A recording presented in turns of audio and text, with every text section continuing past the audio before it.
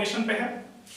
हम सभी जानते हैं कि बेसिक लेवल पे ये लॉ दो है हमारे लिए, law of chemical combination. Law इसमें पहला लॉ हमारा है law of conservation of mass and दूसरा लॉ है हमारा लॉ ऑफ कांस्टेंट प्रोपोर्शन। इन दोनों लॉस को आज हम समझेंगे। आइए देखते हैं।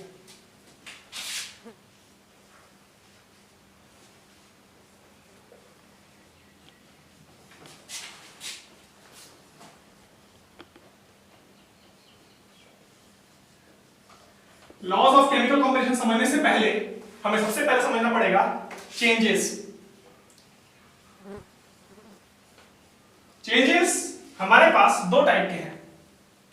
पहला हमने पढ़ा है फिजिकल चेंज और दूसरा हमने पढ़ा है केमिकल चेंज। सवाल है कि ये फिजिकल चेंज क्या होता है। तो physical change, if any changes occur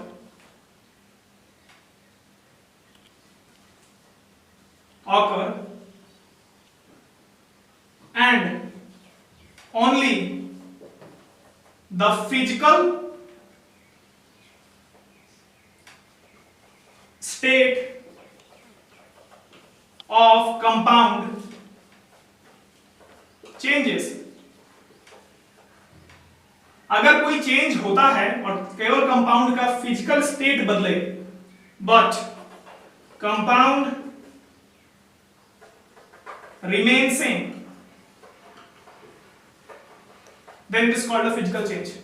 compound वही रहेगा, केवल उसकी फिजिकल स्टेट बदलेगी, वैसे चेंजेस को कहते हैं हम फिजिकल चेंज। एग्जांपल के लिए आइस, टेम्परेचर देने पे ये बनता है वाटर। केमिकली इसका फॉर्मूला भी H2O है और इसका फॉर्मूला भी H2O है। कंपाउंड हमारा वही रह रहा है, बस फिजिकल स्टेट सॉलिड से चेंज हो जा रही है लिक्विड में।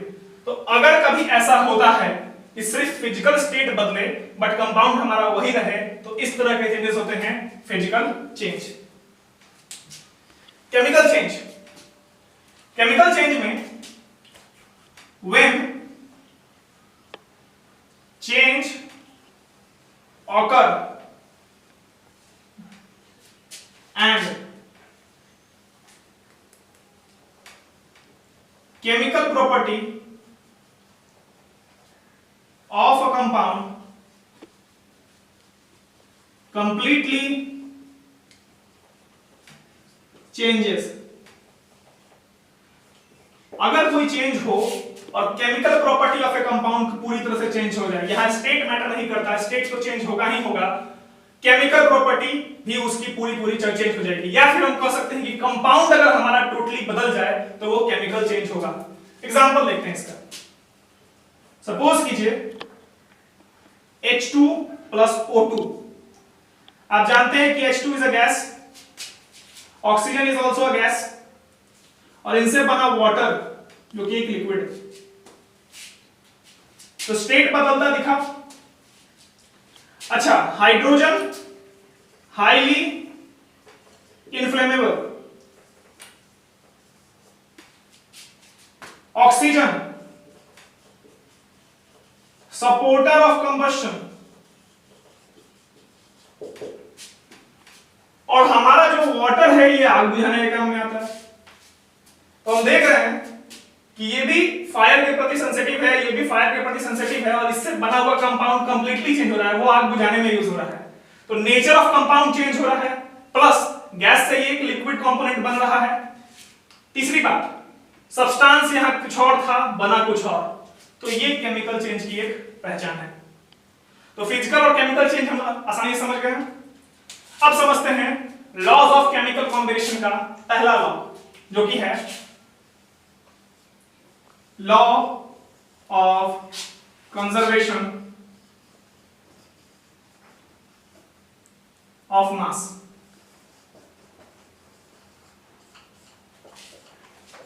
लॉ ऑफ कंजर्वेशन ऑफ मास आसान भाषा में समझा जाए तो आप कह सकते हैं mass can neither be created nor destroyed. Other definition इसका हो सकता है कि फॉर एनी फिजिकल और chemical change, for any physical और chemical change, for any physical और chemical change, mass of reactant is always equal to the mass of product. For any physical and chemical change, mass of reactant is always equal to the mass of product.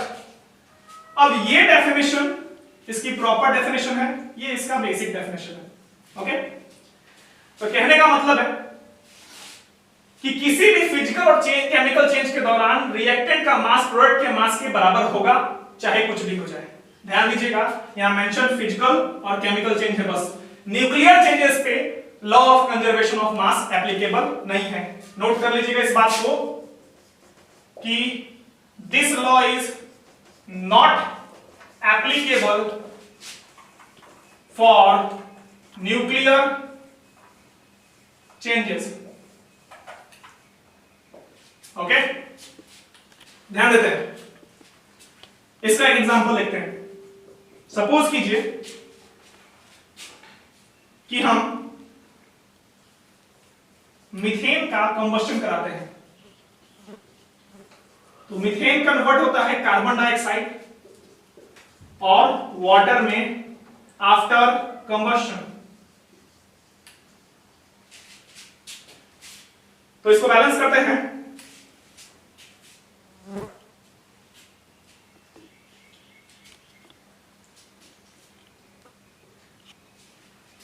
एक balance equation हो गया। अब ये इस law को ओबे करता है कि नहीं वो देख लेते हैं। तो मीथेन का देखा जाए मोलर मास, तो 12 plus 1 into 4 that is equal to 4 plus oxygen का 16 into 4 that is equal to 12 4 16 plus 64 which is equal to 80। तो रिएक्टेंट का मास 80 ग्राम आया। अगर प्रोडक्ट का भी मास 80 ग्राम आता है तो समझिए कि ये लॉ को ओबे कर रहा है इक्वेशन। कार्बन डाइऑक्साइड का मास देखा जाए तो 12 प्लस 32 प्लस वाटर में 4 प्लस 16 टू जा 32, तो 12 4 16 और 16 प्लस 64 ये भी 80 ग्राम ऑलमोस्ट आ गया। तो clearly mass of reactant mass of product के बराबर है। सो ये proper equation law of conservation of mass को फॉलो करता है। ओके, इसी तरह से क्वेश्चंस आपको मिलेंगे कि कोई इक्वेशन दिया रहेगा और आपसे पूछा जाएगा कि ये law of conservation of mass को ओबे करता है कि नहीं। तो इसी तरह से रिएक्टेंट और प्रोडक्ट के केस में आप बांटकर दोनों मासेस को इक्वल दिखा सकते हैं और कह सकते हैं कि mass of reactant is equal to mass of product. तो ये law of conservation of mass को ओबे कर रहा है। इसको नोट डाउन कीजिए। इसके बाद में सेकंड लॉ पढ़ते हैं हम लोग, law of constant proportion.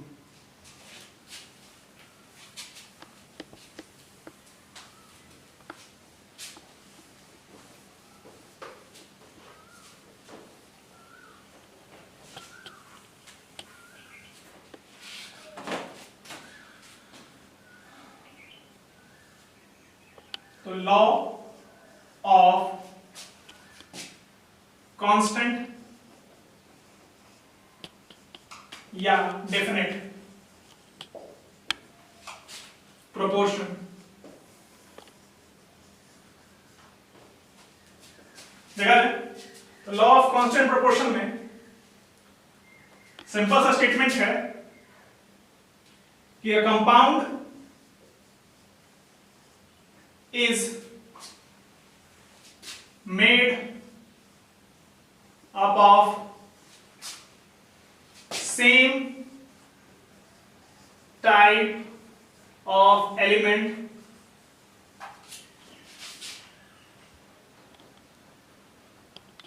combining together in a fixed proportion by mass। एक केमिकल कंपाउंड है वो सेम टाइप ऑफ एलिमेंट से मिलकर बनेगा और जब भी कंबाइन होगा तो एक फिक्स प्रोपोर्शन में कंबाइन होगा।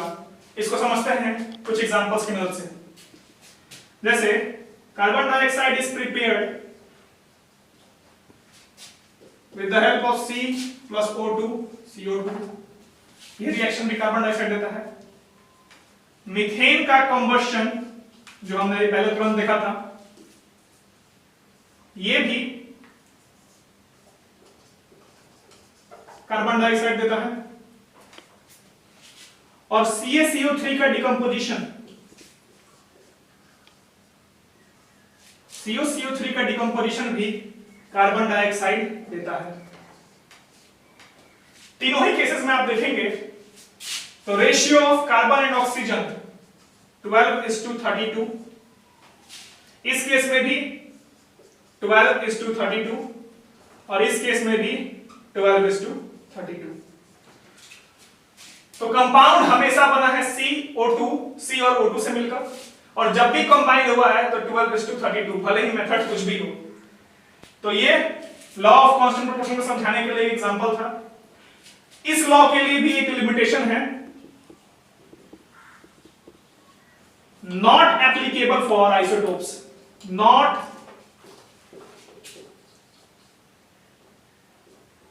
Applicable for isotopes. आइसोटोप्स पे ये लॉ एप्लीकेबल नहीं है। उदाहरण के तौर पे आप देख सकते हैं कि कार्बन के दो आइसोटोप्स होते हैं, एक कार्बन 12 और एक कार्बन 14 मास के साथ।